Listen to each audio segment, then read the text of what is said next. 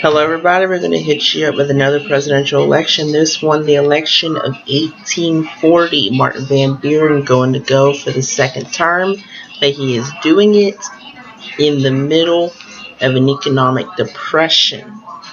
Can he get it done? Let's find that out right now. Now we're going to get into the economic depression in just a second, but as always, we're going to start out with the incumbent party, and that is the Democratic Party. The incumbent president, Martin Van Buren, does not face any real opposition going in an attempt to win a second term, so the Democratic National Convention is easily going to renominate him for that second term. Remember, Martin Van Buren is from New York. But something a lot different can be said about the sitting vice president, Richard Mentor Johnson. The Democrats refused to renominate him, and not only that, they couldn't agree on an alternative, so Martin Van Buren goes at it alone. No one is running with him. So this is the only time since the passage of the 12th Amendment that a major party failed to do so. But to compensate for this, the Democratic vice presidential votes in the Electoral College were divided between Johnson himself, Littleton W. Tazewell, and James K. Polk. Remember that name because he's going to come up in the next election. Now, the Whigs, much more unified than they were in 1836. Obviously, their strategy did not work, and they unite around one candidate for this election, and that candidate is going to be William Henry Harrison of Ohio, the best Whig candidate in 1836 electorally, and he is going to be nominated by the Whig National Convention. Harrison's going to bring along for the ride John Tyler of Virginia as his running mates.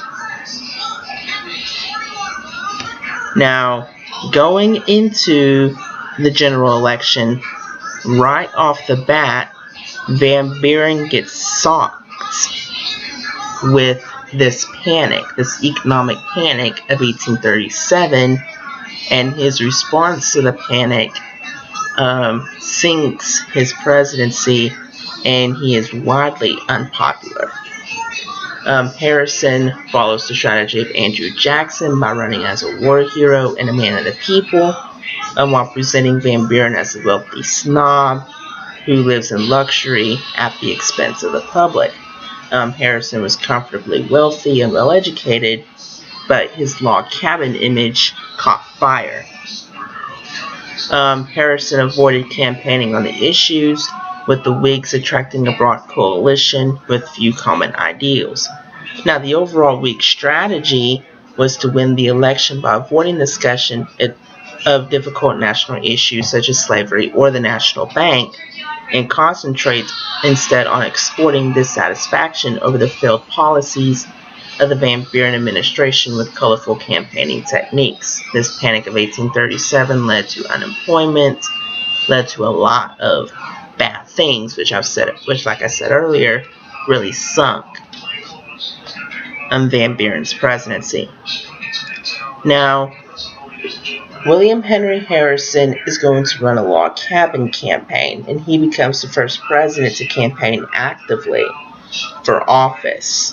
Before, it was tradition that the candidates themselves stayed home while their surrogates went out and campaigned for them. His campaign slogan was Tippecanoe and Tyler too. Tippecanoe, referring to his military victory at the Battle of Tippecanoe in 1811 over a group of Shawnee Indians. Old Tippecanoe was his war name, and obviously the Tyler to referring to his vice presidential running mate, John Tyler. Now, Harrison didn't exactly escape the lumps. Didn't escape getting attacked either. The Democrats laughed at Harrison for being too old. He was 67, and they called him Granny. They called him a phony Jackson. They called him a phony general. They called him Granny General, hinting that he was senile. One Democratic newspaper said, give him a barrel of hard cider and a pension of $2,000 a year, and he will sit the remainder of his days in his log cabin.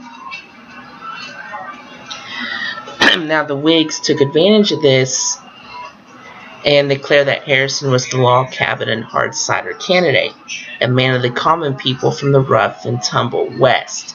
Actually, this wasn't true. They depicted Harrison's opponent as, like I said earlier, a wealthy snob who was out of touch with the people. Now, this wasn't exactly true. Harrison was an aristocrat. He's the only president in American history to practice medicine. He wasn't born in a log cabin. But he did move to the frontier, and for years he did live in a log cabin. Van Buren, he kind of came from humble beginnings, I suppose. His father was a tavern keeper, but he would become a well-paid government official. Now, all of the campaign rhetoric aside, the big issue is the economy. And obviously the economy sucks due to the Panic of 1837, which was the worst economic depression in the nation's history up to this point. And voters blame Van Buren because they saw him as unsympathetic to struggling citizens. Now, with that in mind, let's get to the results.